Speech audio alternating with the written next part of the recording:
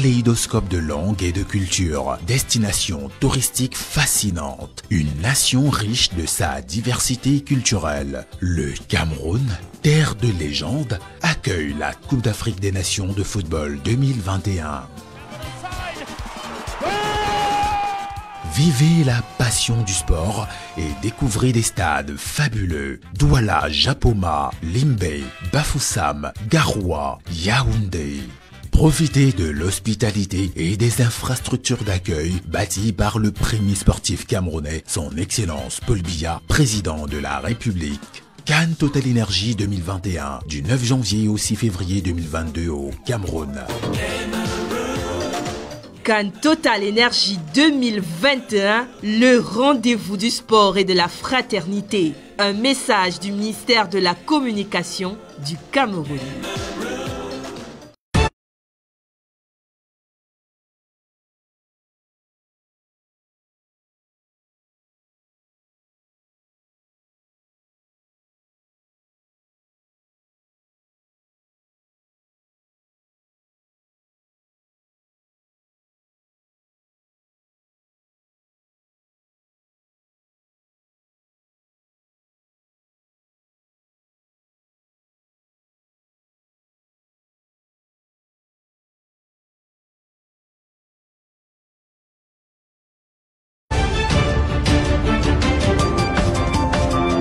Chers amis du monde entier, le 75e anniversaire de l'Organisation des Nations Unies tombe en plein milieu d'une pandémie mondiale.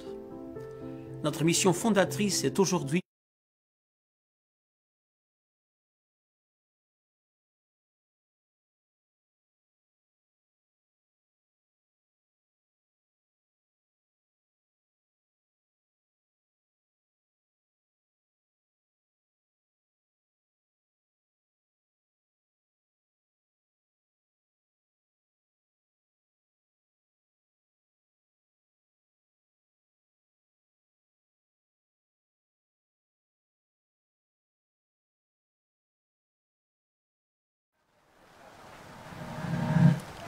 Madame, Messieurs, bonjour et merci de nous honorer encore ce matin. La fiche complète des huitièmes de finale de cette 33e édition de la Coupe d'Afrique des Nations a été rendue publique hier au terme des rencontres de la troisième journée dans les groupes E et F.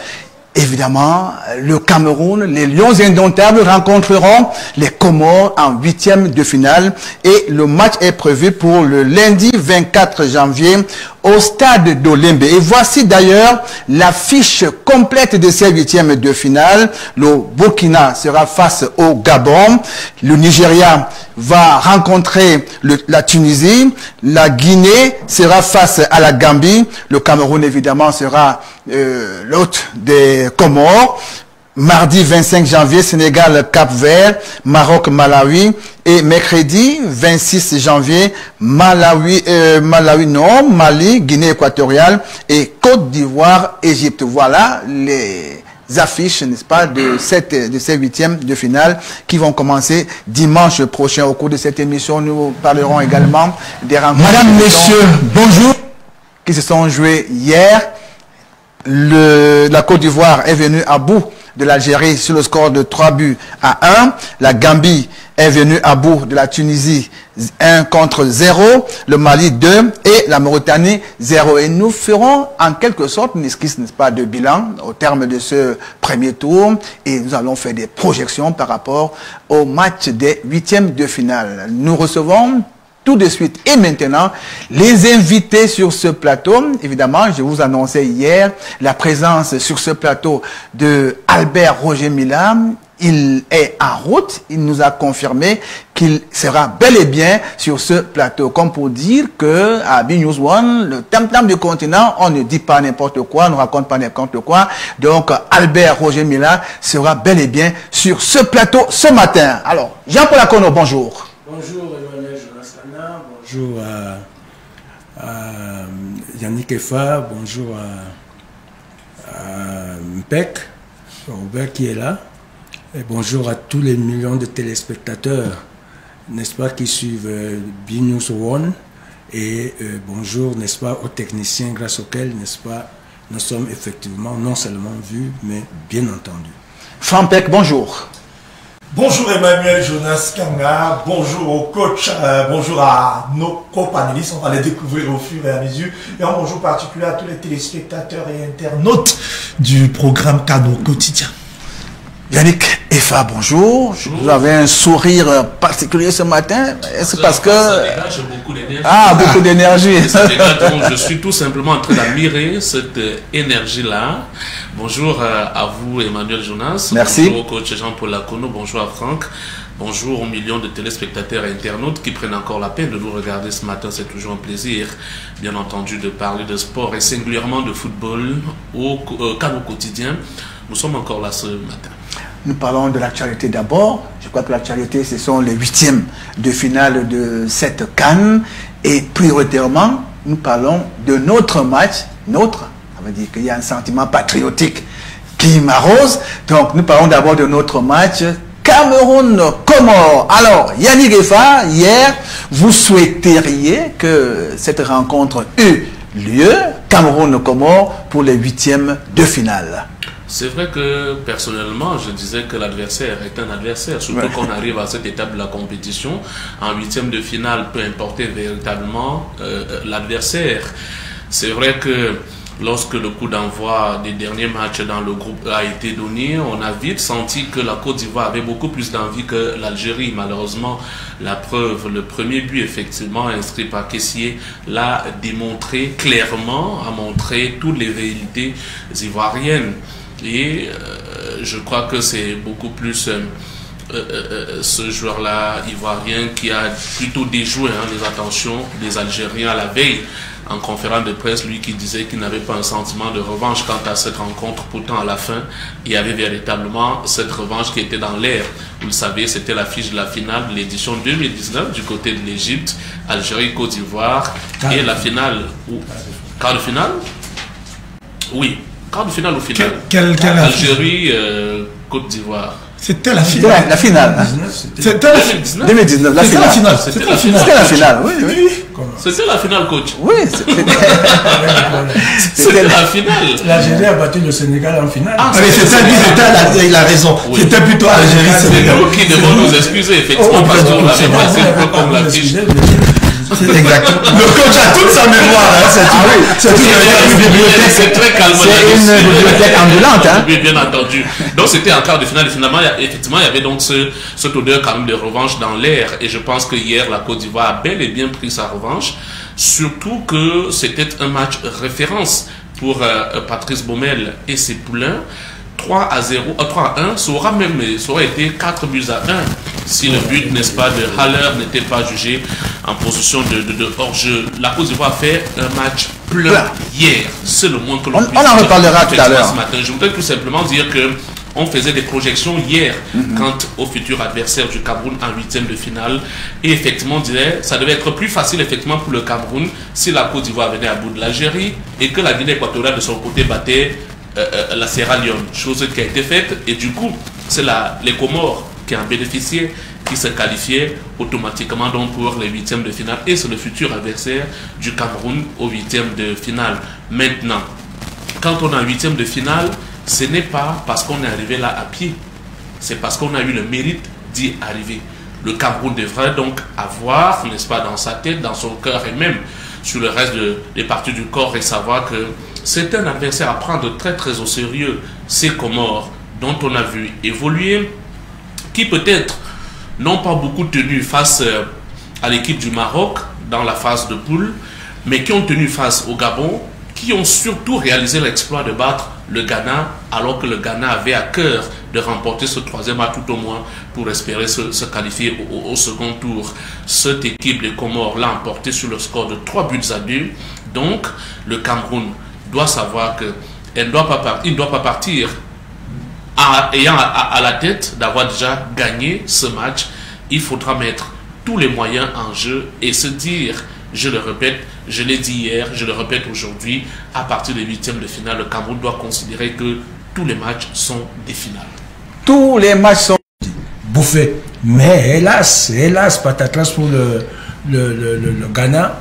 Et comment, je ne sais pas si je peux parler de surprise, parce que quand on voit ce match, franchement, on ne peut pas dire que le Ghana aurait dû mériter la victoire, tout au contraire. Donc, il faudrait qu'on fasse très attention, et comme l'a si bien dit Yannick, vous voyez que les Comores n'arrivent pas là par le fait du hasard. Ils l'ont obtenu sur le terrain, et avant même d'être là aujourd'hui à cette phase finale, ils ont été qualifiés normalement dans un groupe éliminatoire avec des équipes certainement de haute valeur, et ils ont pu, n'est-ce pas, se hisser parmi les deux qualifiés, n'est-ce pas, de leur poule. Et ensuite, je crois que le Cameroun et les Lions Indomptables, et comment on appelle leur équipe là encore, les Selacantes. Les quoi? Selacantes. Les Selacantes de Comores et les Lions Indomptables se connaissent très bien. Vous vous rappelez, je crois que c'était lors de la phase éliminatoire de 2019, n'est-ce pas, où il y a même eu la polémique quand on a retiré la CAN au Cameroun. Exactement. Les Comores ont revendiqué, n'est-ce pas, leur qualification, parce que le Cameroun devait être disqualifié. Bon, malheureusement, ils n'ont pas gagné cette bataille juridique. Et ils sont allés jusqu'au TAS, hein? Mais oui, ils sont allés jusqu'au TAS. Le TAS les a dégoûtés. Donc, c'est une vieille histoire entre deux nations amies qui se connaissent, on ne peut plus bien. Donc, c'est un match que les Camerounais doivent aborder, n'est-ce pas, avec beaucoup de sérieux. Et surtout, nous attaquons une phase maintenant où c'est le match couperet. Je te bats, je continue, tu me bats, je reste. Donc, il faut faire attention, quel que soit l'adversaire. Parce qu'il faut se dire que, et ça devrait être la motivation des Lions, que s'ils sont là, tout comme nous, ça signifie que nous valons. Alors, je peux me tromper, je pense que c'est le président qui était là à l'ouverture. Oui, c'est exactement c'est le président. C'était un signe. Hein. Il ne serait pas surprenant qu'il revienne. Voilà, Franck, vous souhaiteriez fermement hier que le Cameroun rencontre... Il a soutenu Mordicus.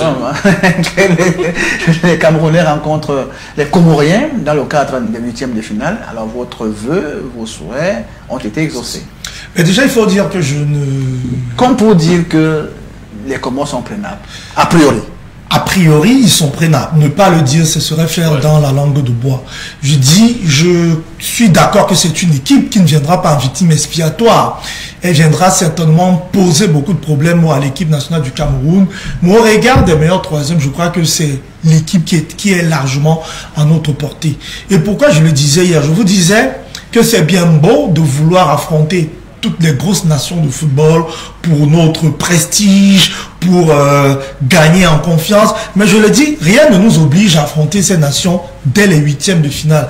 En principe, en match de poule, on se bat pour terminer en tête, pour affronter l'adversaire le plus abordable en 8e de finale. C'est la raison pour laquelle on cherche à terminer premier. Sinon, le Cameroun aurait bien pu se contenter d'une victoire et 2 matchs nuls, ou alors de 2 matchs et d'une victoire, un match nul et une défaite. On pouvait passer comme meilleur troisième. Mais on a tout fait pour terminer en tête, pour hériter quand même d'une équipe a priori faible. Et je dis, c'est quoi les avantages? Lorsque vous avez une équipe a priori faible, vous savez que vous ne serez pas érencé pour la suite de la compétition. Vous aurez une équipe assez préparée, assez encore en confiance, surtout encore fraîche pour la suite de la compétition. Vous savez, un tournoi, c'est ça. Le plus important, c'est peut-être les individualités, mais c'est aussi la gestion. Le code ne va pas me dire le contraire. Si en 8e de finale, vous croisez un gros calibre, je vous le disais hier, vous prenez des cartons, vous prenez des blessures, et tout ce qui va avec, je dis vraiment, ça ne sera pas du tout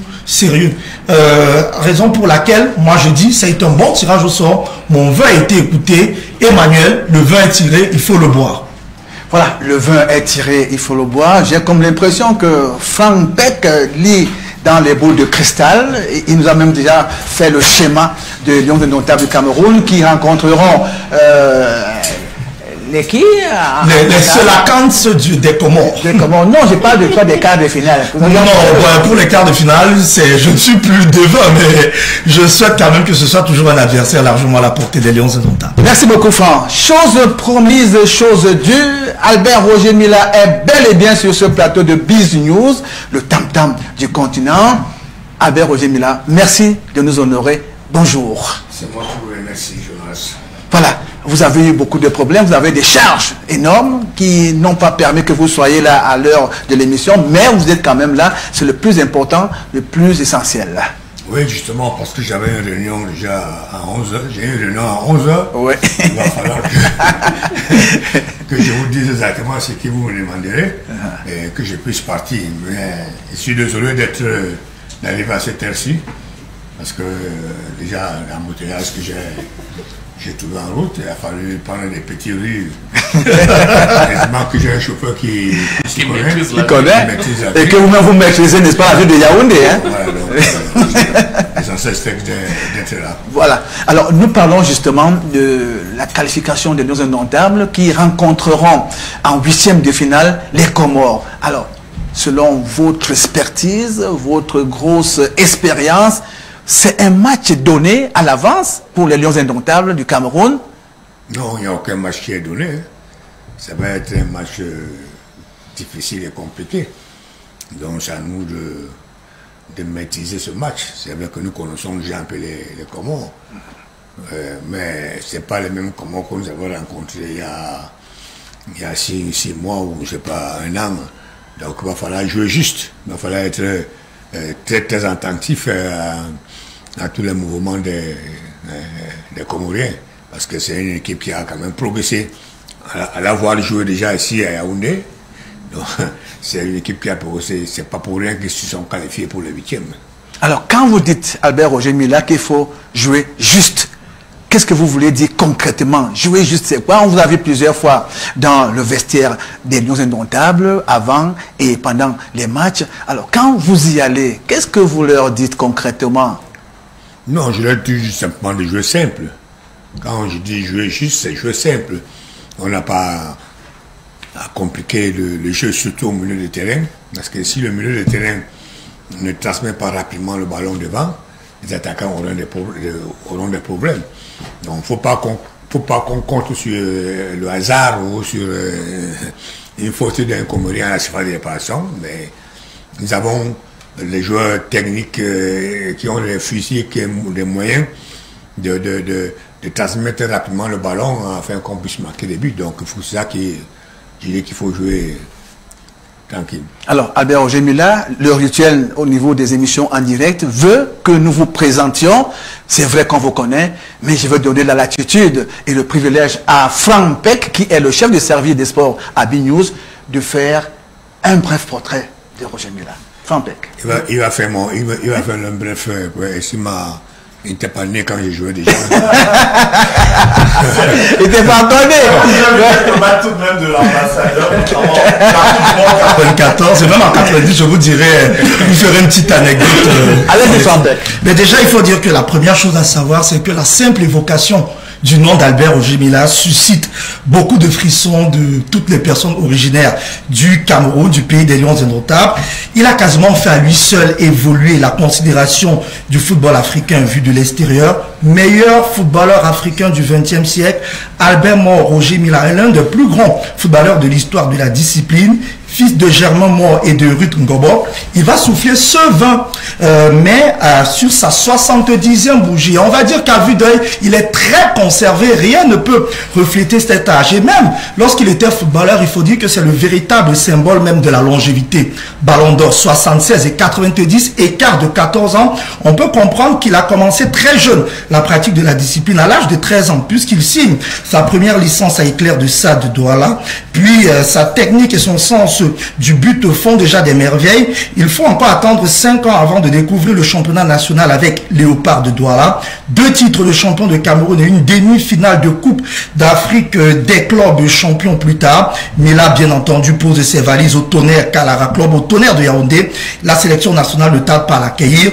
on ne reviendra pas sur toute sa grosse carrière avec le Tonnerre Calara Club. Parlant notamment de palmarès, il faut dire que Rogers, c'est plusieurs titres remportés en club et en équipe nationale. On va rapidement commencer en ce qui concerne ces clubs. Il faut dire que Rogers, parlant notamment des clubs, que ce soit du côté de l'AS Monaco ou encore de toute sa balade en Europe, il a été vainqueur déjà de la Coupe d'Afrique des vainqueurs de coupe en 75 avec le Tonnerre Calara Club de Yaoundé, champion du Cameroun en 72 et en 73 avec Léopard de Douala, champion de la Réunion en 89 avec JS Saint-Péroise, vainqueur de la Coupe de France en 80 avec l'AS Monaco et en 81 avec le SC Bastia, vainqueur de la Coupe de la Réunion en 89 avec le GS Péroise, champion de France en Division 2 en 87 avec Payat Montpellier, finaliste de la Coupe d'Afrique des vainqueurs de coupe en 76 avec le Tonnerre. En équipe nationale, il faut dire que ça a été une très grosse carrière. Double vainqueur de la Coupe d'Afrique des Nations 84-88, vainqueur de la Coupe Afro-Asiatique 1985, participation notamment à la Coupe des Nations 82, 84, 86, 88 et bien sûr, parlant de la Coupe du Monde, personne n'oubliera cette épopée de 90 où le Cameroun termine en quart de finale grâce notamment à 4 buts inscrits par Roger Mila. On sait qu'il avait été rappelé en riscous, il était âgé de 38 ans, s'est doublé face à la Roumanie et à la Colombie, font encore transpirer tout le monde. Distinction individuelle tellement surchargée, élu ballon d'or africain en 76 et en 90, meilleur buteur de la Coupe d'Afrique des Nations en 86 et en 88, meilleur joueur de la CAN 86 et 88, meilleur buteur des éliminatoires du mondial 82 zone Afrique, nommé au FIFA 100 en 2004, seul joueur camerounais à y figurer, élu meilleur joueur camerounais du siècle par l'IFSHS, élu aussi meilleur joueur africain des 50 dernières années par France Football en 2004, élu joueur africain du siècle par l'équipe en 2000. Il faut dire que ces titres, son palmarès plus long qu'un bras, ne pourra pas l'étaler ici. Le plus important, c'est que nous sommes très honorés de vivre à la même époque que Roger Albert Mila. Aujourd'hui, ambassadeur itinérant, ça peut-être vous avez oublié ça, la présidente de la République. Alors Albert Roger Mila, une grosse légume, mais que de laurier. Il a d'abord dit qu'il a ajouté le nom de mon père à mon état civil, qui n'y figure pas. J'ai fait quelques petites recherches. Non, les gens ont écrit moi parce que mon papa s'appelait moi. J'ai une soeur et deux frères qui ont le nom de moi, de mon père, mais nous sommes 7 dans la famille, les autres n'ont pas le nom de notre papa. Donc, ce n'est pas grave, mais ça me rappelle quand même un papa qui a été sévère sur moi pour que je puisse réussir sur ce que j'ai fait. Alors, Excellence, moi, ce que je voudrais savoir, justement en 1990, lors de ce mondial italien, on a souvent vu, lorsque on mentionnait votre nom, c'était Müller. Miller. Ouais. Alors, à l'état civil, c'est quoi? C'est Mila ou Miller? Non, l'état civil, c'est Miller. C'est-à-dire que ça devait être normalement Mila, mais je suis né à l'époque des Anglais. Ils ont oublié de mettre Miller, ils ont mis Miller. Voilà, Albert Roger Mila. Mon père, ne voulant pas changer mon acte de naissance, il a laissé ainsi. Alors, quand vous partez très bientôt, vous allez nous quitter sur ce plateau à cause d'un agenda hyper chargé.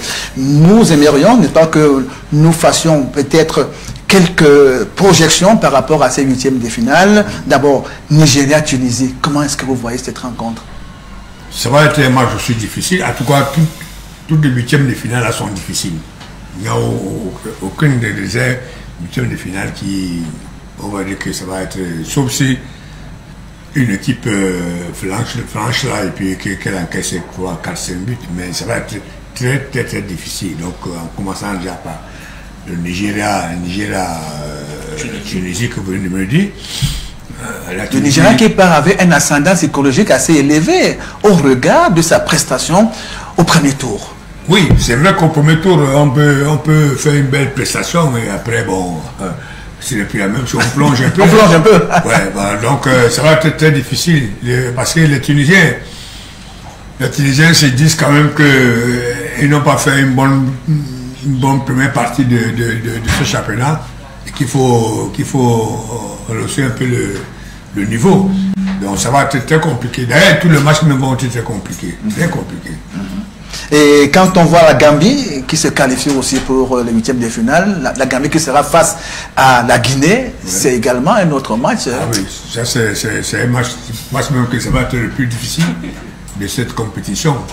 Gambie-Guinée, parce que la Gambie, je ne sais pas si beaucoup de gens attendaient la Gambie à ce niveau, mais voir le dernier match où ils ont tiré leur ticket, c'est une grande nation qu'il ne faut pas négliger. Et le Sénégal, qui apparemment a eu une bonne prestation, mais pas manifestement a eu une bonne prestation au terme du second tour, sera face à un repêché, à savoir le Cap-Vert. Oui, bon, le Cap-Vert, c'est vrai contre nous, je ne sais pas si nous, on a été à notre niveau, mais je pense que le Sénégal a sûrement les moyens pour passer ce cap, surtout que le Cap-Vert ne les a jamais inquiétés pendant les années où ils ont joué ensemble. Mais la Coupe d'Afrique, c'est la Coupe d'Afrique. Personne ne pouvait imaginer que la Guinée équatoriale allait battre, n'est-ce pas, l'Algérie. Donc, c'est un match compliqué. Il va falloir que le Sénégal joue vraiment son meilleur niveau pour terrasser la Gambie. Et le petit pousset, le Malawi, sera face à une grosse pointure, les Lions de l'Atlas, le Maroc. Bon, le Lions de l'Atlas, je crois que le Malawi, personne ne voyait le Malawi à ce niveau aussi. Hein. Ouais. Ils se sont un peu mis dans la poche de tous ces grandes stars qui sont là, de toutes ces vedettes qui sont là, de tous ces grands pays qui sont là pour pouvoir gagner, arriver en huitième de finale. Là aussi, c'est un match compliqué. Et le Zalang national, la Guinée équatoriale, qui va affronter le Mali qui a montré un très beau visage. Oui, moi je suis surtout content parce que nous avons quand même 3 équipes de la sous-région. La sous-région qui sont en huitième de finale. Ouais. C'est jamais arrivé depuis très très longtemps. Donc je crois que si nous pouvons avoir 2 qui pourquoi pas les 3 même en quart de finale, c'est formidable. Ça va un peu donner un peu, ça va rehausser un peu le niveau de notre football dans la sous-région.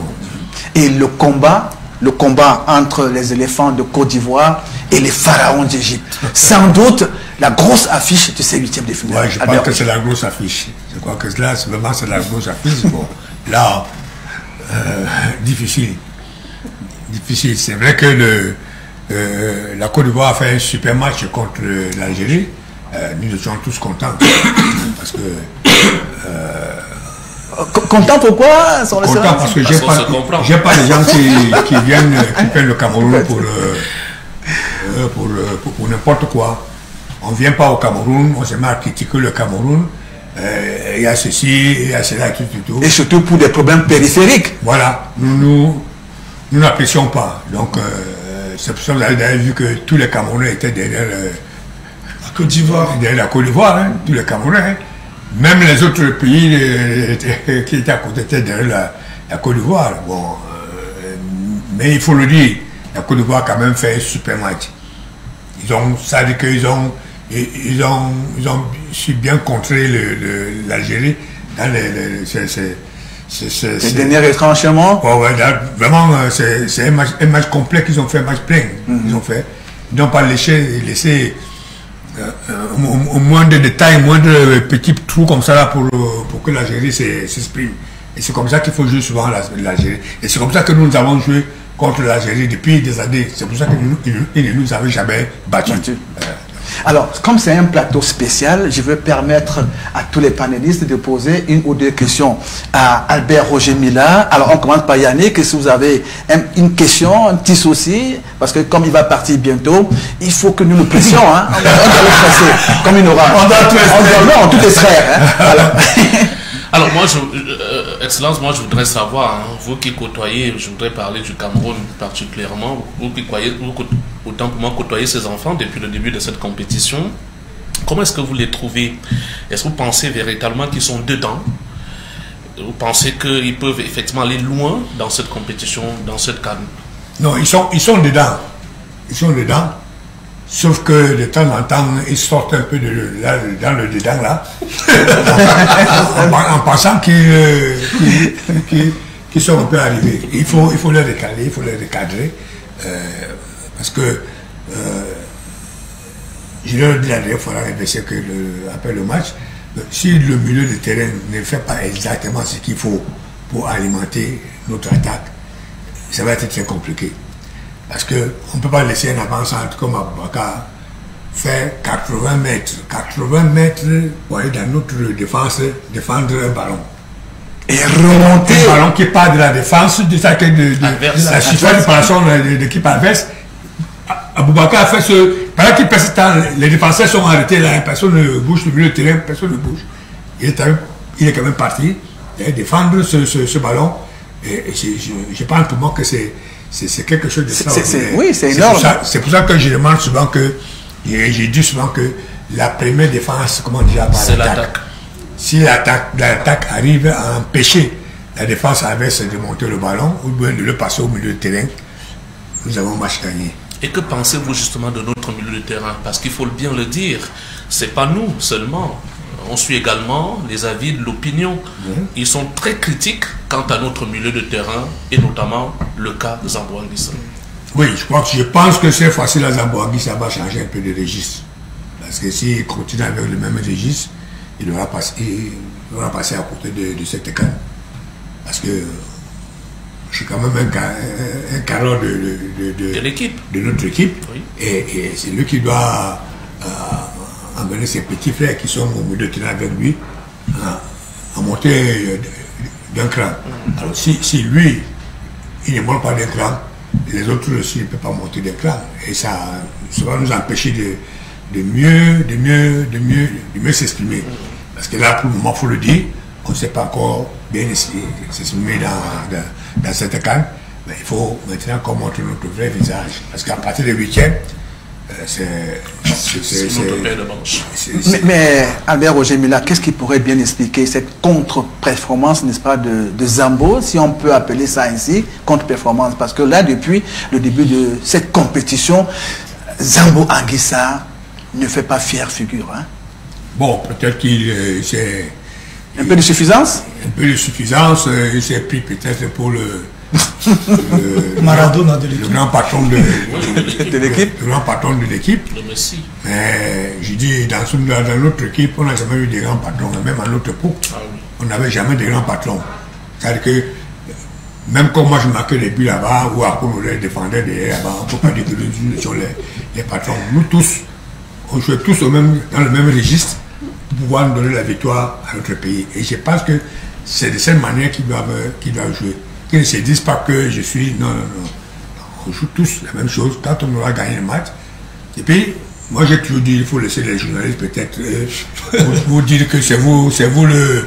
C'est vous la star, c'est vous le patron, c'est vous le métronome. Vous ne pouvez pas pendant le match montrer... Vous autoproclamer comme ça. Parce que je le tiens une nation du dernier match. Je ne sais pas ce qu'il voulait faire le ballon. Le joueur pousse le ballon devant. Et ben Zambo reste comme ça pour réclamer la faute.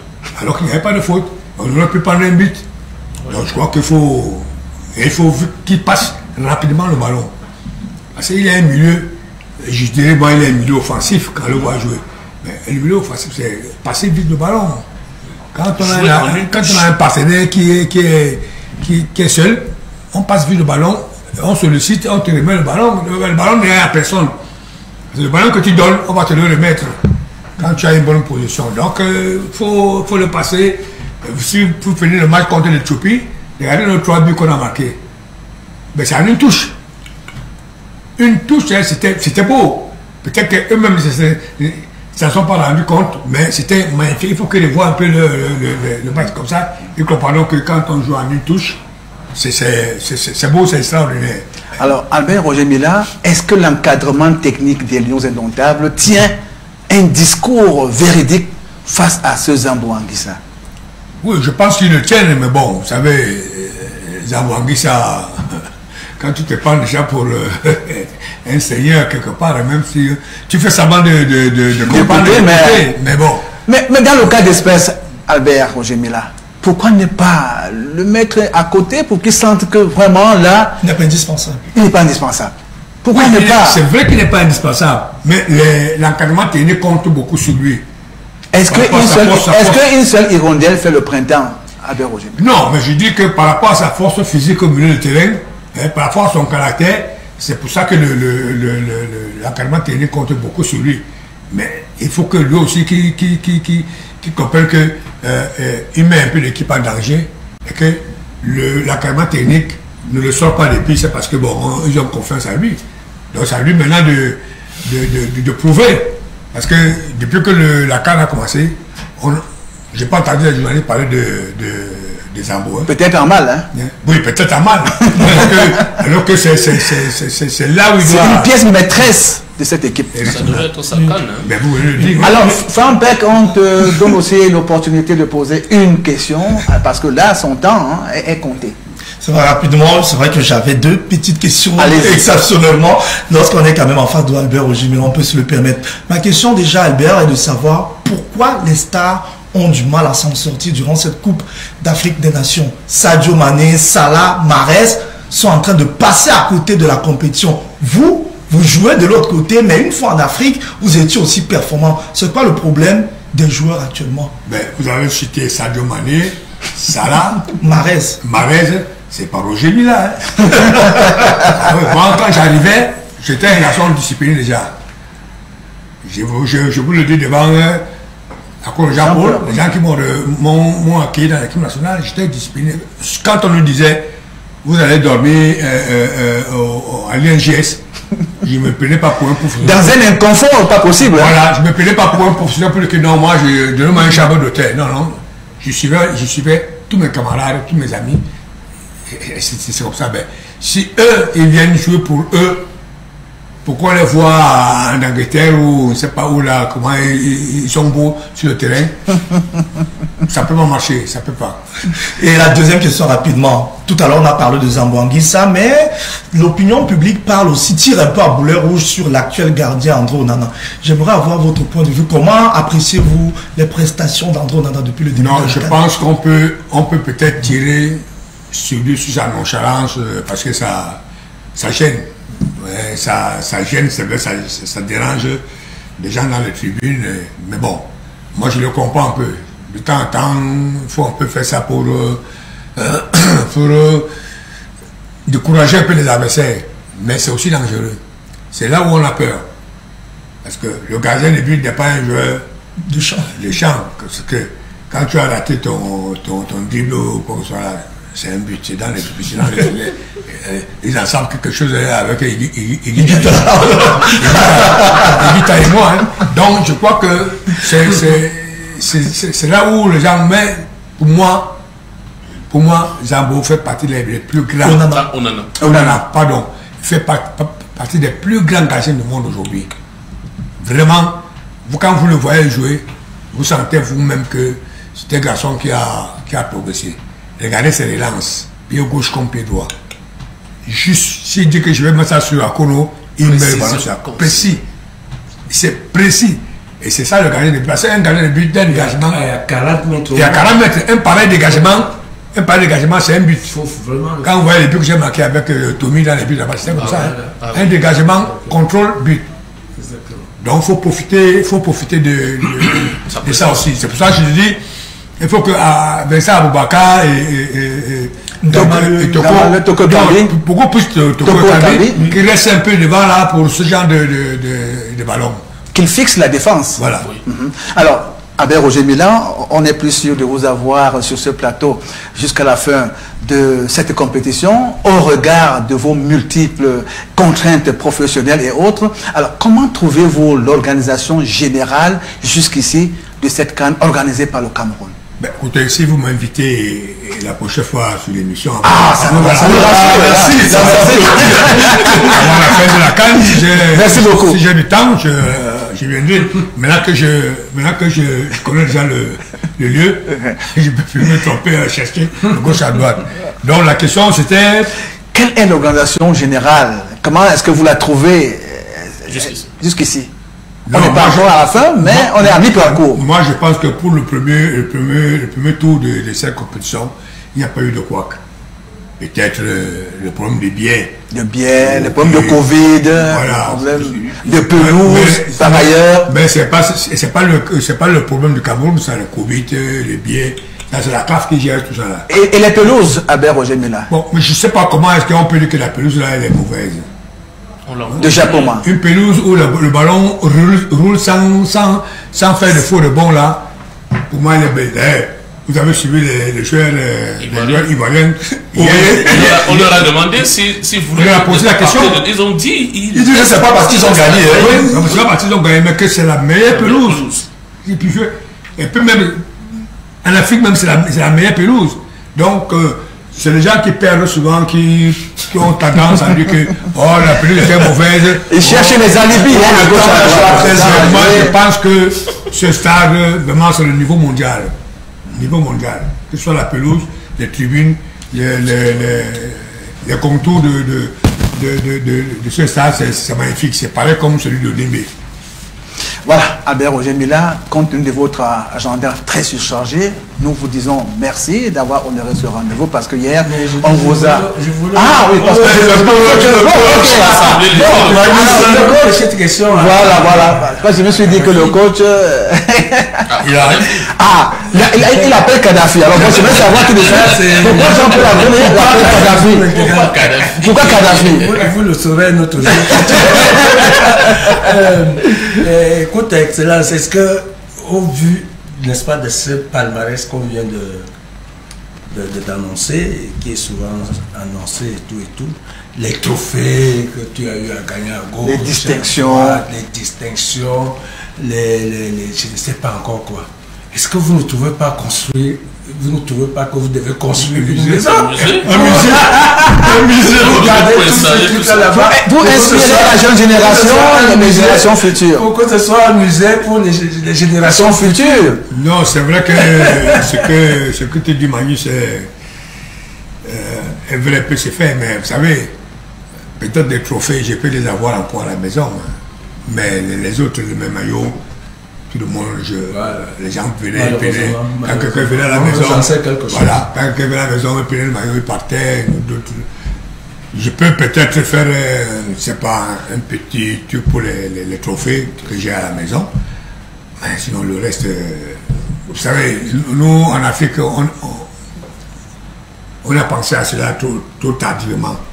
Alors que les Européens, dès que quelqu'un gagne quelque chose, il met de côté ce qu'il va faire. Moi, j'ai mon ancien président, Louis de Corée. Il avait tout, je peux dire que c'est un musée. Il avait tout le maillot, tous les joueurs qui mettaient le maillot, il mettait là. Mon maillot de la Coupe du Monde 90 que Maradona m'avait donné. Il a récupéré parce qu'il a vu que si j'avais celui de Pelé aussi, il a récupéré. Donc, pour nous, Africains, c'est difficile. Donc, on n'y pense pas. C'est pas très important. Voilà. Alors, mais vous nous devez quelque chose de très précieux, Jean-Paul Akono. On aimerait savoir la définition, la signification de Kadhafi. C'est vrai que c'est entre vous. Mais Kadhafi, c'est facile. Écoutez, nous sommes...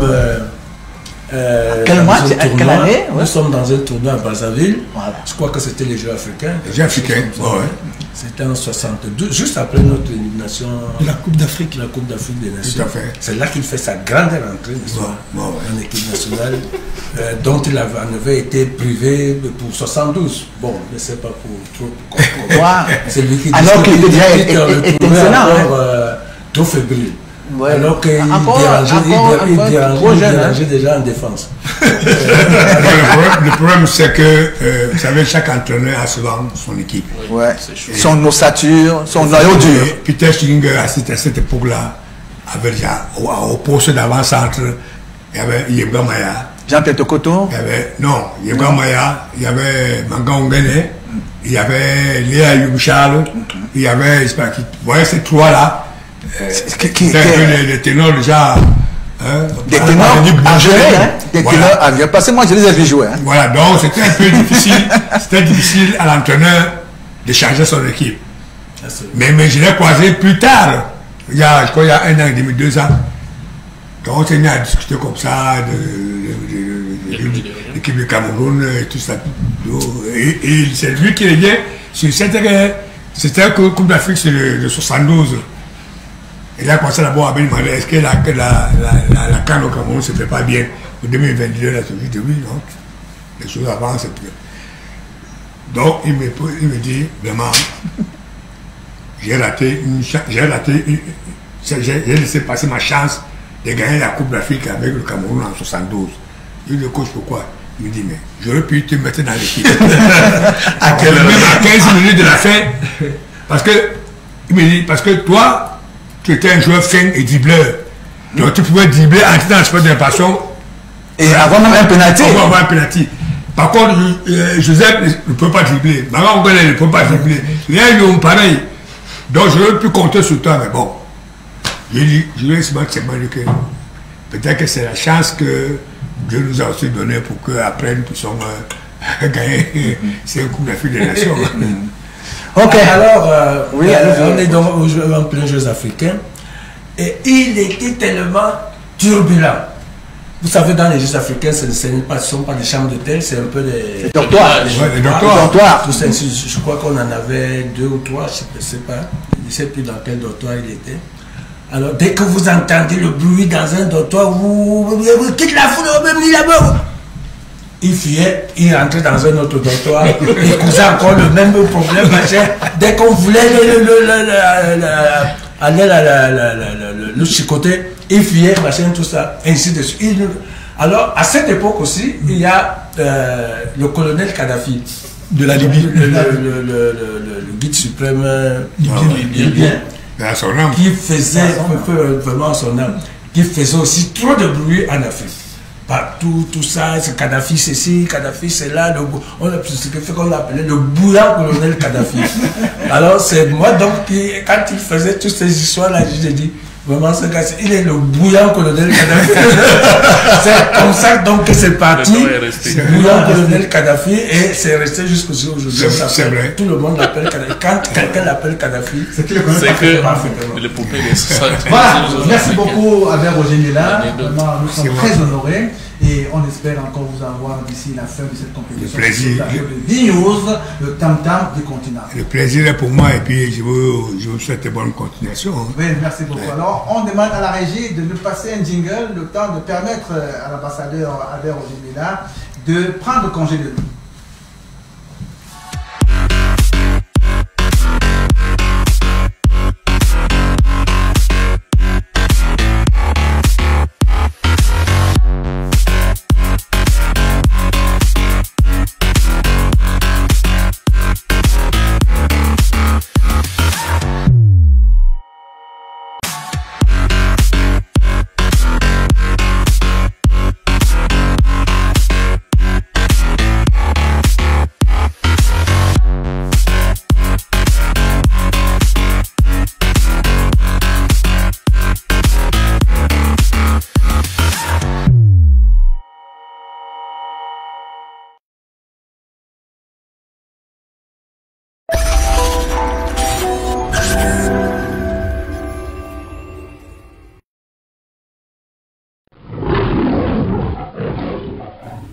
Chers Lyon et Lyon, nous vous attendons massivement dans la tanière des Lions.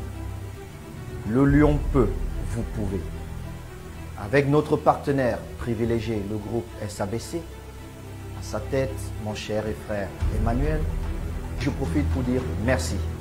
Vous avez marqué le premier but, celui d'accompagner le plus grand ambassadeur du Cameroun, les Lions indomptables du Cameroun. Nous vous attendons massivement. Je serai là pour représenter les 28 valeureux lions qui ont accepté se battre de 27 millions d'âmes. Alors, je viendrai célébrer. Dès la rentrée d'octobre 2021, soyez les premiers à solliciter une des 300 places disponibles pour une formation de qualité dans les domaines de la santé en soins infirmiers, en laboratoire et bien d'autres filières. L'Institut des sciences de la santé et l'Institut de formation des sciences de la santé Saint-Christophe mettent à votre disposition un cadre idéal pour vous accompagner dans une formation complète qui allie la pratique dans les laboratoires équipés des appareils médicaux et du matériel pour la prise en charge médicale et chirurgicale. Vous aurez également une formation de qualité sur la maîtrise de l'outil informatique avec un centre multimédia hyper équipé et ouvert sur le monde. Et grâce aux hôpitaux d'application et aux cliniques partenaires, vous avez la garantie d'un stage avec une possibilité d'emploi à la clé.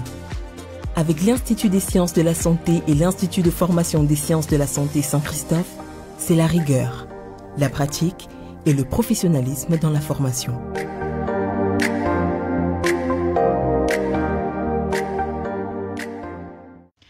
Institut de formation des personnels spécialisés en santé, IFOPES, est situé au village Mendon 1, à 9 km de Yaoundé, avant la ville de Fou. IFOPES est agréé par les ministères de la Santé publique et de l'Enseignement supérieur. IFOPES est placé sous la tutelle technique et académique de la Faculté de médecine et des sciences biomédicales de Garoua. IFOPES a pour vocation de former le personnel de santé doté d'un savoir-faire, d'un savoir-être, leur permettant d'assurer une prise en charge holistique des patients selon une approche de santé publique. Choisir IFOPES, c'est choisir un cadre d'études agréable, calme et propre. Choisir IFOPES, c'est choisir une formation pratique haut de gamme, plus innovations en technique pédagogique pour une formation de qualité. En licence, licence professionnelle, master, diplôme d'État, diplôme spécialisé dans les différents domaines de la médecine. IFOPES, c'est l'excellence pour la professionnalisation en santé.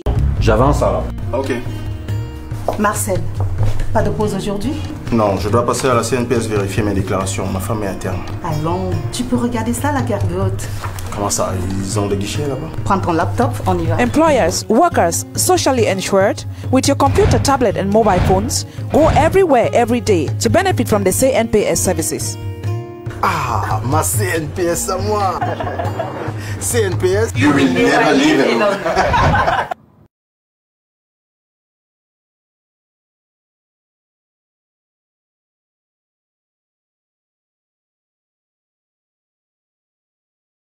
Mon rêve a toujours été d'être footballeuse. Au football, une fille. Je lui ai dit que ce n'était pas possible. Le déclic s'est produit quand j'ai pris conscience que c'était sa passion. Maintenant, je veux qu'elle sache que je ne pourrais pas être plus fière.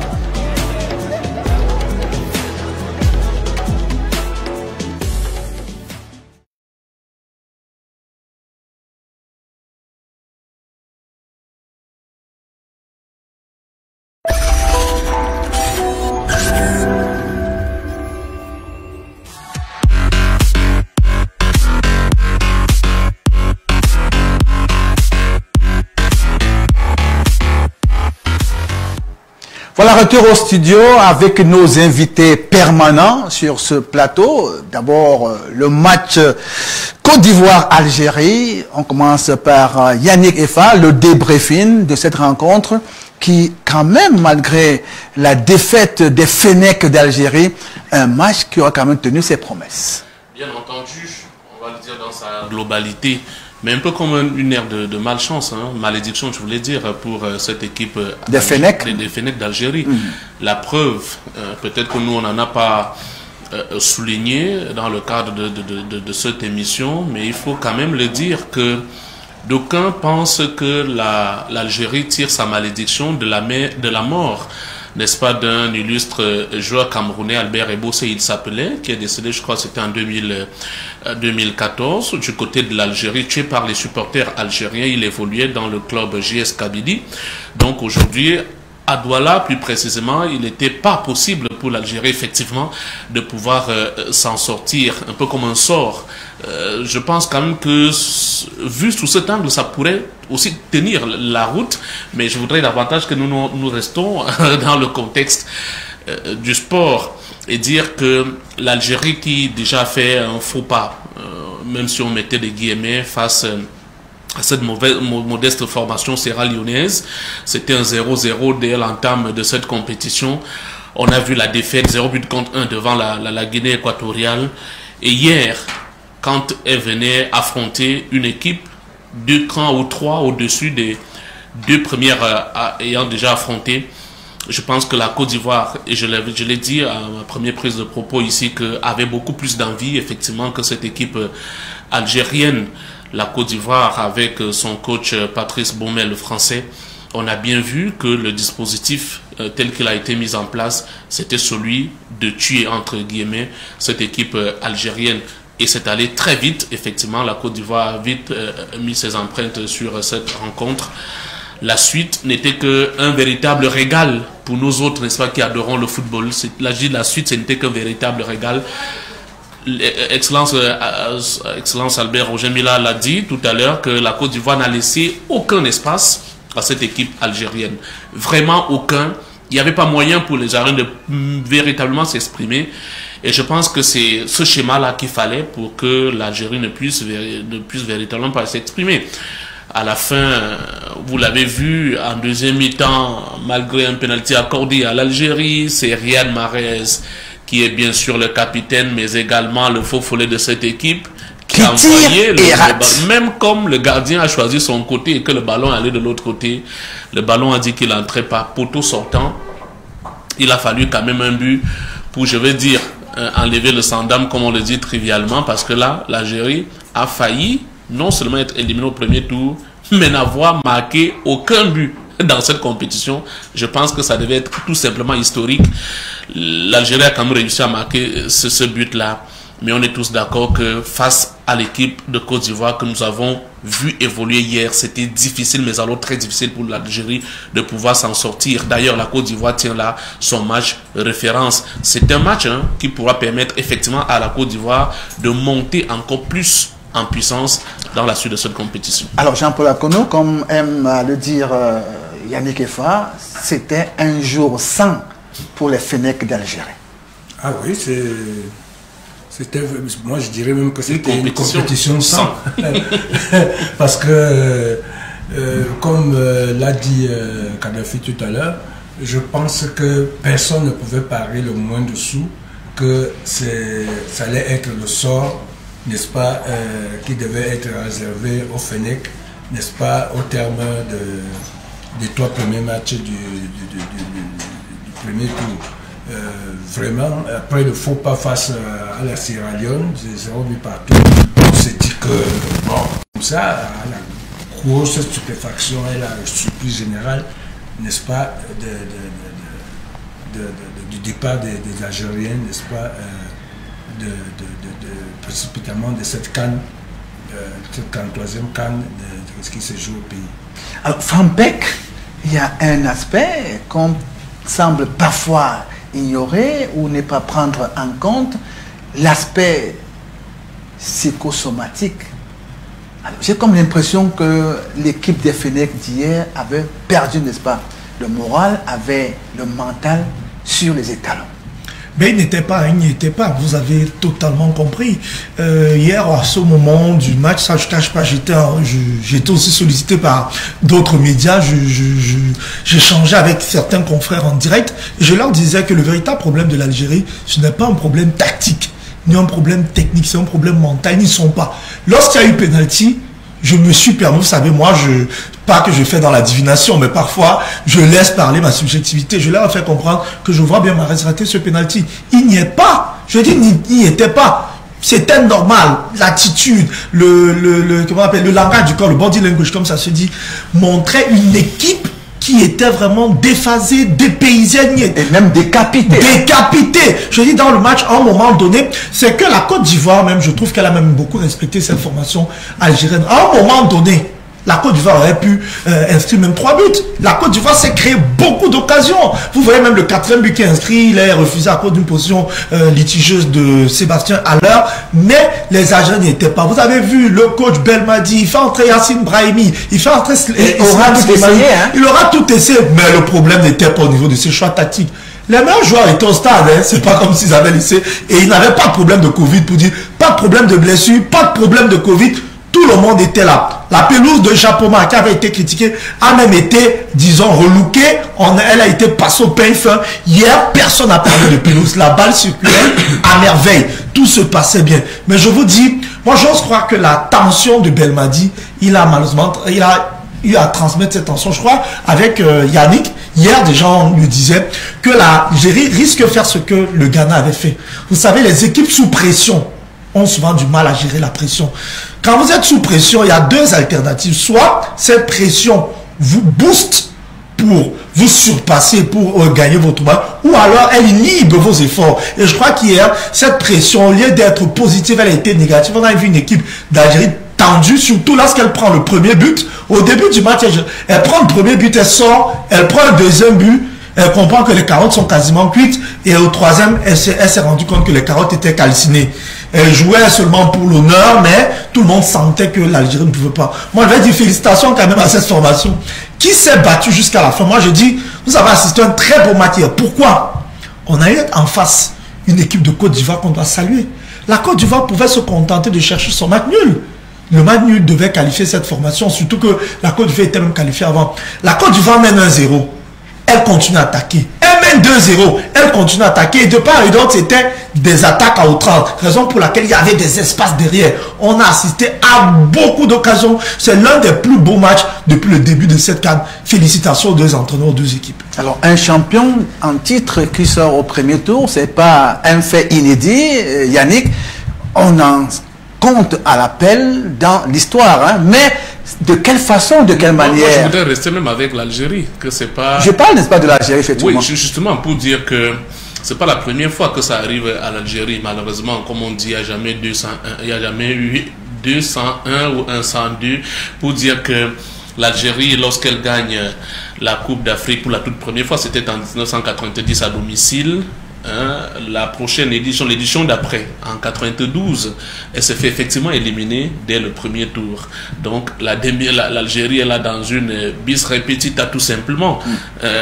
C'est pas la première et ça ne sera pas la dernière non plus. Mais moi j'insiste sur la manière cavalière que l'Algérie part à la maison. Oui. Quelqu'un a parlé de préparation. Je pense effectivement être d'avis avec cette personne-là que l'Algérie n'aurait véritablement pas préparé au mieux cette compétition. Et pourquoi? Voyez-vous, c'est une équipe qui est déjà arrivée au Cameroun 48 heures avant le coup d'envoi de cette 33e édition de la CAN. Alors, qu'est-ce qui peut bien expliquer cela? Est-ce qu'ils n'ont pas simplifié cette CAN avec l'armada de stars quand même qu'on retrouve en Algérie? Et ça, c'est pas ce qu'Excellence disait tout à l'heure, que de ce côté, certains de ces stars-là se prendraient tout simplement la tête. Parce qu'il faut également le dire, quand il y a ce genre de climat dans un groupe, sur le terrain, ça se fait ressentir. Vous avez un Riyad Mahrez certainement qui vient montrer à ses dirigeants, à ses coéquipiers de Manchester City, écoutez, c'est moi le boss, là où j'y vais, et du coup, tout doit se tourner autour de lui. Et dites-vous qu'en face, ça fait des mécontents. Le statut qu'on lui donne, vous avez un journaliste algérien à la fin du match hier qui a insisté à demander au coach ce qui peut expliquer que Mahrez puisse finir le match d'hier, pourtant il n'y était plus, qui serait sorti tout au trop à la 70e minute, mais il a laissé disputer tout le match. Pourtant c'est un garçon qui manquait non seulement les signes de fébrilité, mais qui ne donnait plus grand chose. Il y a des pour enchérir en 2 secondes seulement sur le cas Mahrez. Il faut dire, Emmanuel, qu'il est arrivé, on lui a accordé de façon exceptionnelle 72 heures de congé. Ça veut dire qu'il a été libéré par Manchester City. Il n'a pas rejoint la sélection. Le coach Belmadi, l'encadrement technique, a estimé que de façon exceptionnelle, qu'il ait passé 3 jours de congé, ce qui n'a été accordé à aucun joueur. Donc vous voyez que l'ambiance au sein de la tanière, on se rendait compte qu'il était même un privilégié. Ce qui rejoint exactement mon analyse. Exact. C'est-à-dire que le fait effectivement, dans une compétition majeure telle que la CAN, que vous vouliez, ou alors vous preniez sur vous, le coach, à titre exceptionnel, d'accorder des privilèges à un joueur. C'est pour ça que Roger Mila, il vous l'a dit, les Mahrez, les Mané, les Salah, c'est pas Roger Mila, malheureusement. Non, c'est pas Roger Mila. Donc, du coup, je dis, quand vous regardez bien ce groupe, effectivement, il ne régnait pas une bonne ambiance. Il ne régnait pas une bonne ambiance. Il y en a dedans qui vous disent, ok, comme c'est Mahrez le préféré, qu'il soit donc le préféré, qui vous joue donc tout le foot que vous voulez, qui marque donc tous les buts. Et c'est un garçon qu'on retrouvait pratiquement sur tous les coups de pied arrêtés. Le numéro 8, son nom peut m'échapper. Hier, il m'a appliqué un bon coup franc. C'est Benasser. Voilà, oui, je crois que c'était Benasser. Et c'est lui qui a eu le meilleur coup de pied arrêté côté algérien hier finalement. Et le meilleur joueur de la CAN 2019 en plus. Comment est-ce qu'on peut donc expliquer ça? C'est-à-dire que tout doit tourner autour d'un bonhomme. Est-ce qu'il est exemplaire dans le groupe? Je ne pense pas. Parce que s'il était exemplaire, il serait parti de l'Angleterre et aurait rejoint le reste du groupe, effectivement, pour montrer le bon exemple. Donc, tous ces éléments, je pense, réunis, font en sorte, effectivement, qu'on puisse arriver au résultat que l'Algérie enregistre aujourd'hui. Nous restons dans le groupe E pour passer au Moulinex, au scanner, la rencontre Sierra Leone-Guinée équatoriale, qui a connu la victoire sans contexte des Équato-Guinéens. Coach, 1-0.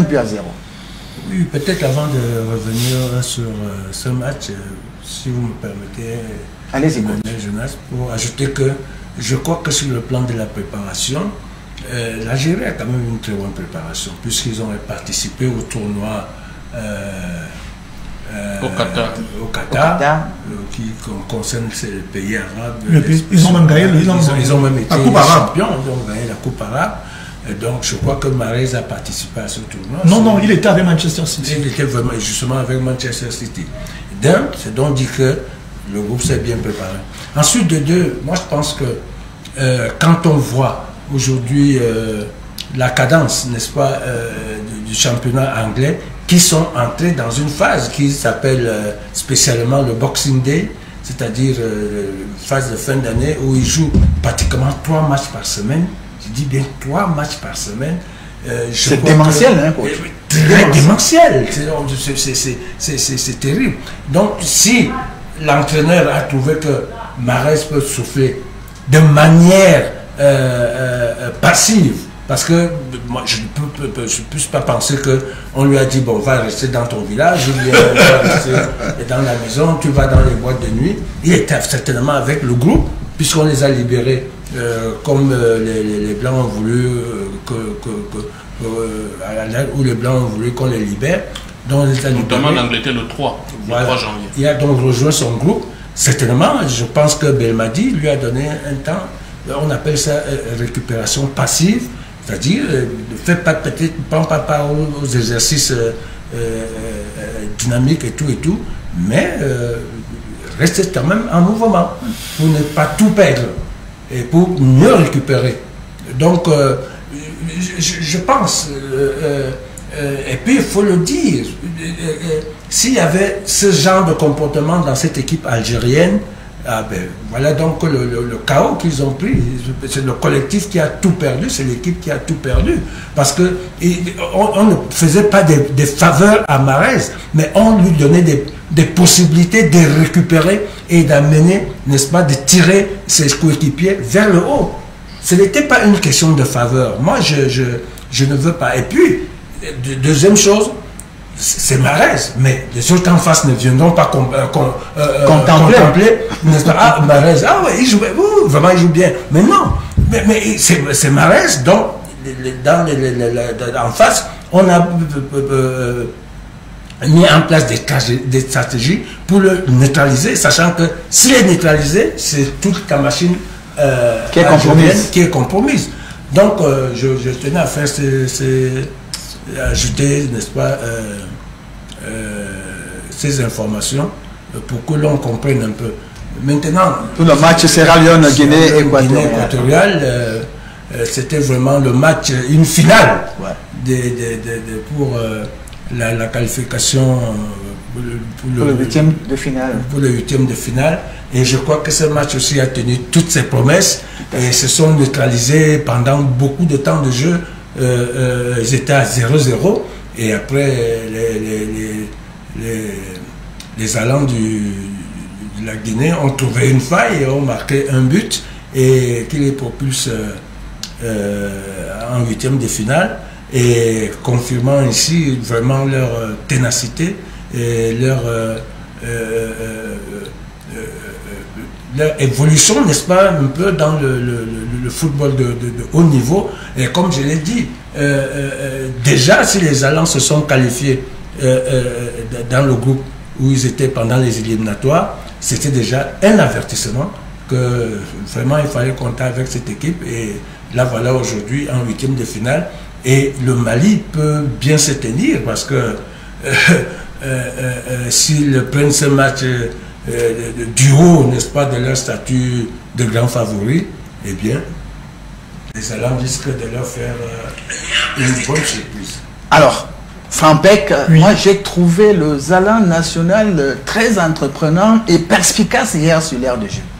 Déjà, je crois que lors de l'analyse d'avant-match sur ce plateau, nous étions tombés d'accord sur le fait que ça sera une opposition de style. Les Lions Stars, qui composent bien sûr la sélection de Sierra Leone, c'est plutôt des joueurs qui ont qui dégageaient une certaine maturité pour une équipe qui n'était pas très habituée au niveau. Ça veut dire que cette équipe savait jouer face au gros Cador, conserver, résister faire le dos rond durant tout le match et se projeter jouer en compte. Pourtant, côté équato-guinéen, c'est une équipe qui dégage une certaine insouciance, une certaine ambition même démesurée. On a vu comment elle a réussi à battre tout de même l'Algérie. On a vu comment, face à la Côte d'Ivoire, bien qu'elle se soit inclinée, elle a posé beaucoup de problèmes au dispositif de Patrice Baumel. Elle a pris juste un but, mais elle s'est créé beaucoup d'occasions. Elle aurait même pu faire le match nul. Il a fallu la grande classe du gardien de but ivoirien qui a enrayé, je crois, 3 ou 4 occasions contre 1. Et l'arbitre leur a même infusé quasiment un penalty. Donc, c'est une équipe qui était très joueuse. Et la question que je me posais hier déjà, c'était de savoir quel sera le schéma tactique ou alors le profil de jeu affiché par la formation de la Sierra Leone. Elle a passé son temps à défendre face à l'Algérie et à la Côte d'Ivoire. Maintenant, elle joue face à une équipe qui a sensiblement le même niveau qu'elle. Est-ce qu'elle va encore se contenter d'attendre ou alors pour une fois elle s'ouvre? Je crois que c'est là où le dilemme et le problème s'est posé, parce que pour un coach, il est normal que la Sierra Leone joue à la défensive face à l'Algérie, qu'elle joue à la défensive face à la Côte d'Ivoire, mais face à la Guinée équatoriale où la formation avait vraiment besoin d'une victoire, il fallait attaquer. Malheureusement, cette équipe n'a pas pu le faire malgré toute sa volonté. Côté équato-guinéen, attaque à outrance, on a assisté là à un beau but et je crois que la qualification est largement méritée. Rappelons quand même qu'elle ne se qualifie pas sur le fil. 6 points pris sur 9, ça veut dire qu'elle s'est juste inclinée face à la Côte d'Ivoire. Elle a dominé l'Algérie, elle a dominé la Sierra Leone. Chapeau vraiment à cette autre équipe de la sous-région. Je crois que ce groupe E nous a montré beaucoup de bonnes choses. On a vu une Côte d'Ivoire dont on ne vendait pas très cher la peau. La Côte d'Ivoire s'en sort quand même avec 7,2 victoires, un match nul. La Guinée équatoriale, 2 victoires. Je crois que la grosse déception, c'est bien entendu les Fennecs de l'Algérie. Alors, Yannick, c'est un coup de semence, c'est-à-dire un avertissement du Zalan national pour les prochains adversaires. Vous avez compris pourquoi, effectivement, c'était mon souhait hier de les voir s'imposer face à cette équipe sierra-léonaise et mon vœu a été exaucé. Franck a pensé que c'était beaucoup plus il voulait, c'est pas tout, non, il a dit ce n'est même plus du panafricanisme. Voilà. Non, écoutez, je pense que c'est tout bénéf effectivement pour la sous-région, déjà de qualifier ces trois pays que sont le Cameroun, le Gabon et la Guinée équatoriale qui a validé effectivement son ticket hier pour les 8e de finale. Et de quelle manière? Parce que c'est aussi ça le plus important. On a vu la Sierra Leone manquer le penalty à la 87e minute. Hier, il ne manquait que 3 minutes sur le temps réglementaire. Mais quand Dieu en a décidé, vous le savez, la Guinée, je vous le disais hier, et du côté de Limbé, on est on a à peine, je crois, 50 minutes. Vol d'oiseau pour arriver à Malabo. Et on a vu une très très belle communauté équato-guinéenne hier et également la surprise, c'est-à-dire voir autant de monde au stade Omnisport, sur les gradins du stade Omnisport de Nguémé à Limbé.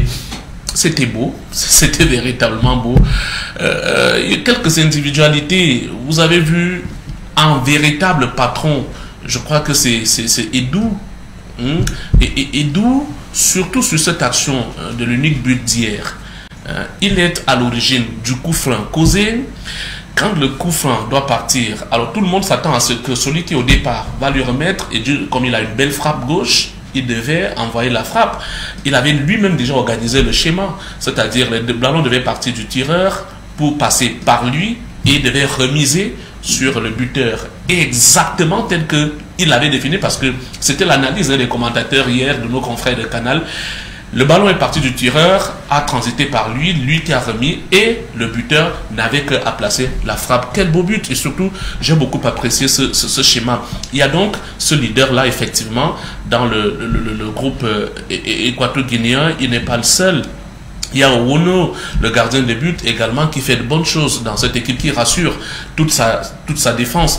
Je pense effectivement que c'est une équipe qui a gagné également en termes de maturité, qui arrive, je crois, pour une deuxième ou troisième fois à ce stade de la compétition, et qui, puisque la Guinée équatoriale doit affronter le Mali en 8e de finale, moi je pense que la Guinée équatoriale a toutes ses chances. Effectivement, c'est vrai que le Mali nous a également produit du beau football tout au long de cette première partie, mais c'est une équipe malienne qui n'arrive pas à être concentrée durant les 90 minutes, et à ce niveau-là, la Guinée équatoriale pouvait, pourquoi ne pas profiter pour tirer son épingle du jeu. Alors, Jean-Paul Akono, dans le groupe F, victoire sans conteste de la Gambie face au Carthage, les Lions, n'est-ce pas, de Carthage de Tunisie. 1-0. J'ai comme l'impression que les Tunisiens ont été dépassés, comme on dit trivialement au quartier, ont été dépassés par les événements. Oh, dépassés, je ne le dirais pas, mais ils ont été confrontés, n'est-ce pas, à un dispositif tactique gambien qui leur a posé de sérieux problèmes. Vous voyez, quand vous avez vu ce match, qu'ont fait les Gambiens à la première période, les Gambiens ont pratiquement joué dans leur milieu de terrain, voulant se contenter de quelques rares contre-attaques, comme ils ont quand même des attaquants qui vont très vite, très percutants. Ils ont déjà commencé à poser des problèmes aux Tunisiens sur ces contre-attaques, les quelques rares contre-attaques qu'ils ont eues. Si vous contestez, vous avez vu, après la pause, en seconde période, ils ont un peu changé. Au lieu de rester regroupés dans leur moitié de terrain pour procéder par contre-attaque, et ils se sont donc libérés, ils sont montés d'un cran, ils se sont libérés, et ils ont commencé à jouer, n'est-ce pas, par ce que je peux appeler des attaques très très très rapides, et qui mettaient à mal, n'est-ce pas, le dispositif tunisien, qui le plus souvent était en retard dans le placement. Et alors qu'on s'acheminait vers le nul, le 0 but partout, est-ce que les Tunisiens se le disaient déjà, bon, on n'a qu'à faire un nul, et puis on aura 4 points, et on sera qualifié. Mais les Gambiens, à qui il fallait absolument cette victoire, n'est-ce pas, ont continué à attaquer, et à la dernière minute, ils ont marqué un fantastique but, ça il faut l'avouer, un fantastique but qui leur a donné donc cette victoire. Et la Gambie, pour sa première participation à ce tournoi, je crois que je vous le disais sur ce même plateau, vous le disiez, il faut faire très attention au football gambien, que j'ai beaucoup plus connu avec les sélections militaires. Voilà, Frampek, la Gambie a surpris, hein, c'est le cas de le dire, a surpris cette équipe tunisienne. Une Gambie vraiment qui nous fait plaisir. Vous savez, je crois que c'est un record qui a été battu par la Gambie. Pour une première, je crois, participation, la formation ne s'incline pas durant toute la phase de groupe. Et la formation termine, se qualifie même déjà pour le second tour. Chapeau. Mais on va quand même mettre un peu de l'eau dans cette performance, permettez-moi. En face, on avait une équipe très décimée par les absences à cause de Covid-19. Il y avait des garçons comme Wabi Kazri, qui a été double buteur face à la Mauritanie, qui n'était pas là. Il faut dire, la Tunisie était privée de plusieurs de ses places maîtresses. Le coach Mondé Kaber, le coach de la formation. Les autres ne viennent donc pour accompagner. Non, je veux dire, je veux dire, on salue la victoire de la Gambie, mais c'est pas la Gambie qui n'a donc pas de star, qui n'a donc pas de... Non, mais je veux dire, c'est pas qu'on n'a pas de star, mais vouloir nous faire croire qu'il n'y a pas de cadors dans une équipe, je crois que c'est une mauvaise. Là, même la Gambie, c'est pas parce qu'on ne les connaît pas. Il y a certains joueurs pour le coach qui sont des cadors. Il y avait les noms, il y a Aboro, c'est le numéro 10, et le numéro 10, celui qui a marqué le but. Mais on les a vus hier. Mais peut-être qu'ils étaient des stars dans l'ordre. Mais qui étaient des stars dans l'ordre. Qui se sont révélés, qui se sont révélés et avec lesquels il faudra compter, désormais compter. Oui, en gros, moi je voulais dire, Emmanuel, que ça a été un beau match. On va donner tous les honneurs à la formation gambienne, mais je voulais dire, côté tunisien, pourquoi moi je le dis? Parce que je suis un peu quelques commentaires. Lorsqu'on regarde, la Tunisie va affronter quel adversaire? C'est vrai que je ne l'ai pas. La Tunisie, le Nigeria. Le Nigeria. Je veux dire, je suis déjà, tous les commentaires disent que le Nigeria ferait une bouchée de la Tunisie. Je voulais dire, mais que surtout que moi j'ai vu cette Tunisie face à la Mauritanie. Je dis, si les éléments de la Tunisie reviennent, ça sera un très beau match. On aura en face deux très bonnes équipes. C'est vrai peut-être que le Nigeria partira favori, mais du côté tunisien, je dis, il ne faut pas vite enterrer cette équipe. L'équipe de Tunisie s'est battue comme elle pouvait, malgré les absences. On a vu une bonne organisation, une équipe de Gambie qui a su saisir ses maigres opportunités. Par exemple, on va aussi parler d'une domination totale de la rencontre. Ça a été un beau match et surtout la Gambie a su marquer, disons, durant le Money Time et ça a beaucoup aidé cette équipe. Chapeau à cette formation gambienne, chapeau à cette petite équipe qui réussissent à tirer leur épingle du jeu. Alors Yannick, je pense qu'on va parler de Mali et Mauritanie parce qu'il n'y a plus grand chose à dire sur la rencontre Gambie-Tunisie que vous avez de long en large commenté sur ce plateau. Bien sûr, encore que la Tunisie devra donc, n'est-ce pas, aller retrouver le Nigeria dans son fief à Garoua. Voilà. C'est là où ils vont s'expliquer. Mali-Mauritanie. Alors Mali-Mauritanie, c'est le contraire, bien entendu, qui nous aurait surpris. Je pense que la victoire du Mali sur le score de 2-0 ne peut être que logique au regard, bien sûr, de la prestation de chacune de ces équipes-là depuis le début de la compétition. Je pense que le Mali, la Mauritanie, par moment, quand même donné du tournus à cette équipe des Aigles du Mali. Ça pouvait se comprendre parce que quitter aussi la compétition avec 0 point, comme malheureusement elles l'ont fait hier, c'est pas toujours bien. J'ai vu, il y avait comme un petit sursaut d'orgueil, mais seul, ça ne suffisait pas. Il y avait une costaud équipe véritablement malienne, mais alors une grande colonie également des Maliens dans les gradins du stade de Japoma. On parlait de ce beau monde dans les travées du stade de Japoma tout à l'heure pour dire que la Côte d'Ivoire même a bénéficié n'est-ce pas, de ces supporters maliens qui sont arrivés un peu avant le match de leur formation. Donc il y avait bon nombre effectivement de Maliens pour porter leur équipe à la qualif pour tout simplement assurer la qualification du Mali. La Mauritanie n'aura pas beaucoup existé au cours de cette rencontre. Je pense que c'était beaucoup plus le maillon faible effectivement de ce groupe. Cela a été démontré et le Mali n'a fait que confirmer, n'est-ce pas, je veux dire le bien que on pense de lui et surtout les prestations qu'ils ont eu à livrer jusqu'ici, notamment celle de la première rencontre, c'était face à la Tunisie, parce que ce Mali-là, il faut aussi le dire, a un tout petit peu été surpris par cette équipe gambienne qui aura véritablement été une équipe qui a créé non seulement de la sensation, de la surprise dans ce groupe, mais qui a démontré tout le bien qu'on pouvait également penser d'elle. Mali, on va le dire, arrive en 8e de finale et on attend de voir, comme on a dit avec les autres, ce qu'il en sera. Je crois que le Mali joue contre la Guinée équatoriale en 8e de finale. Oui. Ça sera une belle affiche.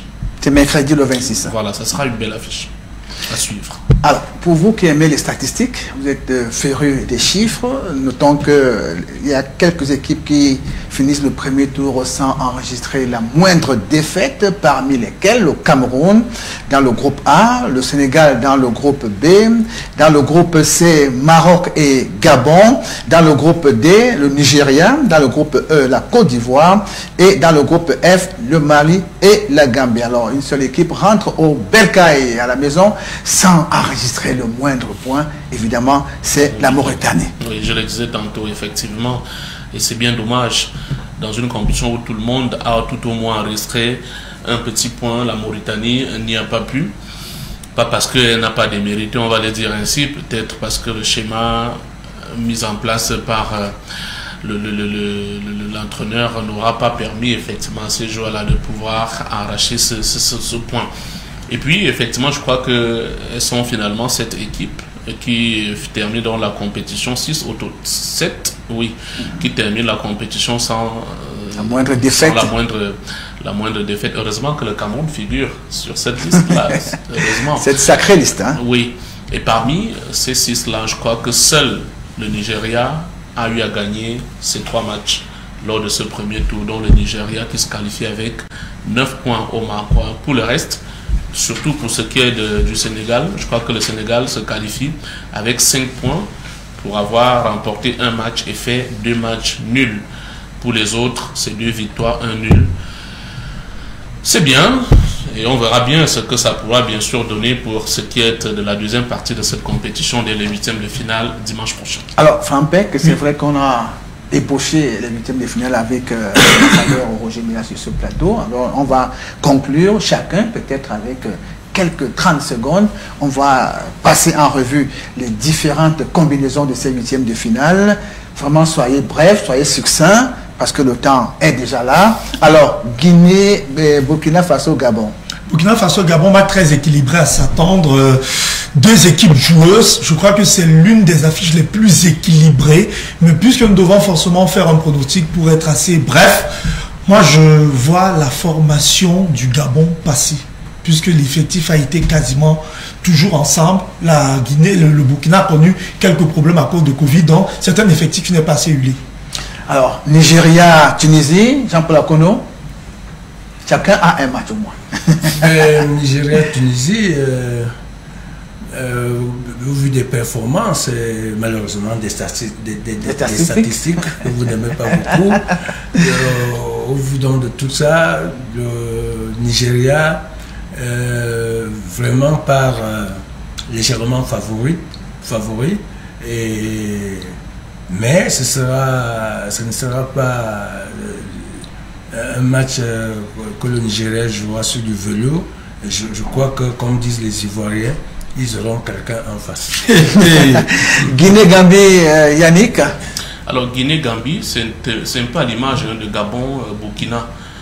Cette équipe de Guinée qui a quand même déçu lors de leur 3e et dernier match phase de poule aura donc affaire à une équipe quand même qui vient de battre la Tunisie, à savoir la Gambie, et qui arrive au 8e de finale, on va dire un peu plus galvanisé.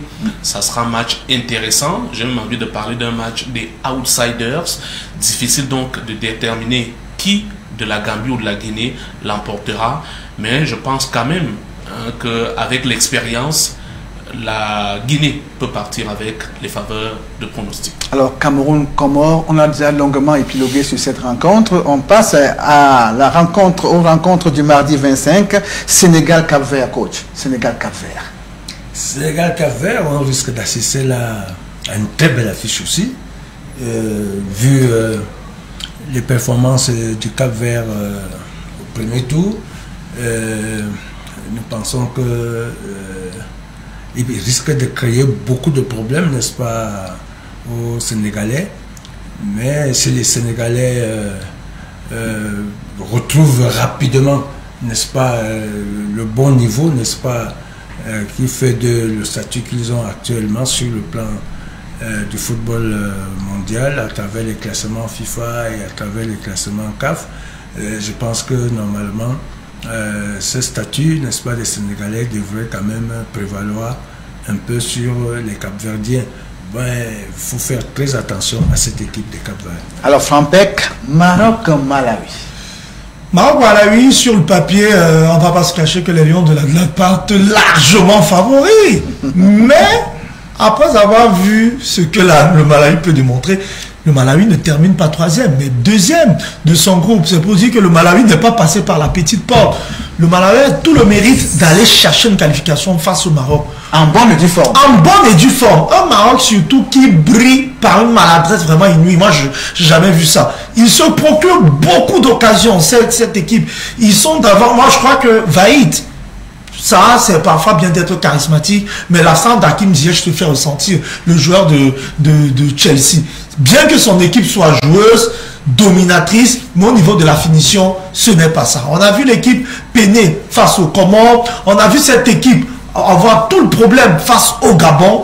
On peut déjà comprendre pourquoi je dis cette équipe a eu 7 points, mais ça n'a pas été trop ça. Le Malawi peut vraiment titiller. Le Maroc est favori, mais le match pourra se jouer jusqu'aux prolongations. Yannick, Mali, Guinée équatoriale.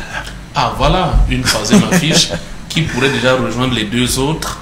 Burkina, Gabon, Guinée, Gambie. Et là, on retrouve également une affiche telle que Mali, Guinée équatoriale. Je voudrais rester, moi, donc, dans ma sous-région, Afrique centrale. Et vous le savez, c'est un vœu pour moi. Je voudrais voir effectivement la Guinée traverser. Mais il faut dire que il y aura véritablement opposition de style dans cette rencontre. Parce que vous avez un Mali qui pose beaucoup plus le ballon, qui le fait circuler, alors que de l'autre côté, on est beaucoup plus lancé vers l'offensive. C'est-à-dire, c'est pas trop la construction. On joue sur des ballons longs, côté Guinée équatoriale. Parce que la contre-attaque. Ah oui, c'est-à-dire que... Il faut des attaques rapides. À défaut des attaques rapides, comme le dit le coach. Donc, ça sera une véritable opposition de style entre ces deux-là. Et malin, qu'est-ce que ça dit? L'adage dit souvent quoi? Donc, bien malin, n'est-ce pas? Qui pourrait véritablement dire qui de Mali ou encore de la Guinée équatoriale pourra tirer son épingle du jeu. C'est des équipes véritablement dans le cadre de cette CAN qui se valent, que ce soit le Mali, que ce soit la Guinée équatoriale. Et je pense effectivement que il faudra être également prêt psychologiquement dans cette rencontre-là, et celui qui aura mieux compris cet aspect pourra prendre le dessus, n'est-ce pas, sur l'autre. C'est un match à vivre également. Alors, Jean-Paul Akono, je suppose, je présume que les parieurs et autres pronostiqueurs auront maille à partir avec la bataille Côte d'Ivoire-Égypte. C'est vraiment l'affiche. Déjà, non seulement une affiche, mais plus que ça, ça me semble être déjà la finale, n'est-ce pas, de ces huitièmes de finale. Vous savez... Ah, heureusement, de ces huitièmes de finale. Mais oui, parce que au premier tour, il y a eu des finales aussi. Quand on a assisté à des matchs comme Nigeria, Égypte, ou encore Côte d'Ivoire, Algérie, comme hier, ou bien Gabon, Maroc. Vraiment, je crois que Algérie, Côte d'Ivoire, Égypte, ce sera vraiment, vraiment, pourquoi pas ne pas le dire, peut-être une finale aussi, une affiche qu'on aimerait avoir comme une finale, n'est-ce pas, au soir du 6 février. Bon, donc, c'est dire que si l'Égypte retrouve vraiment son véritable niveau, comme ils étaient en train déjà de monter, s'ils continuent, n'est-ce pas, à monter vers cette ascension, je crois que le match sera très difficile. Mais la Côte d'Ivoire aussi, qui est déjà montée en puissance, et si elle continue à monter en puissance, si elle continue à avoir confiance en elle-même et en ses joueurs, je pense que ce sera très difficile. Vous comprenez que comme ce sera très difficile d'un côté comme de l'autre, ce sera un match difficilement pronosticable. Un match difficilement pronosticable, Fampek. C'est le remake de la finale de la Coupe d'Afrique 2006, si je me trompe. Les deux équipes avaient joué la finale et on se souvient bien, une finale remportée par l'Égypte. C'était notamment le début de ce grand ça 2006-2009. Je crois qu'ils étaient allés au tir au but, si je me trompe. Drogba avait raté un penalty dans le match, en l'envoyant dans les airs. L'équipe de l'Égypte, c'est une équipe un peu comme un moteur diesel, on le sait. Il ne faut pas la laisser continuer. un mauvais tour assez moyen, un premier tour assez moyen. On va le reconnaître. L'équipe n'a pas survolé le premier tour. C'est vrai qu'elle termine avec 6 points, quand même 2 victoires, une défaite, mais des victoires très étriquées, pas vraiment avec de la manière. Très poussive. Très poussive même. Je crois le deuxième match où ça allait inscrire un but vraiment, c'était pas trop ça. Mais vous savez, les équipes savent aussi se sublimer face à de grands adversaires. On a vu ce que la Côte d'Ivoire a fait hier face à l'Algérie. Ça veut dire, il y a notamment en Afrique, on s'adapte plus à l'adversaire. Je pense que Côte d'Ivoire, Égypte, ça sera un très très beau match vraiment à ne pas rater. Je dis, il y aura des buts, il y aura du spectacle. Moi, pour l'heure, c'est l'un des rares matchs où je ne pourrais pas me prononcer. Je laisse ça, c'est du 50-50 pour moi. Alors, demain, samedi et dimanche, quand le quotidien prend son break, nous nous retrouverons sûrement lundi pour le briefing de la rencontre Cameroun-Comores. Rencontre n'est pas content pour les 8e de finale. Quand au quotidien entre hangars, merci d'avoir suivi. Au revoir.